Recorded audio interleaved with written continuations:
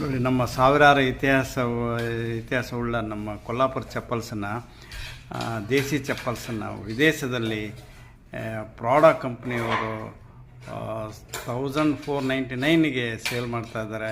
ಇದು 1.5 ಲಕ್ಷ ಆಗುತ್ತೆ ನಮ್ಮ ಇಂಡಿಯನ್ ರುಪಿನಲ್ಲಿ. ನಮ್ಮ ಕರಕುಶಲತೆಗೆ ಏನು ಬೆಲೆ, ಇದು ಯಾವ ನ್ಯಾಯ? ನೋಡಿ, ನೀವೇ ನೋಡಿ.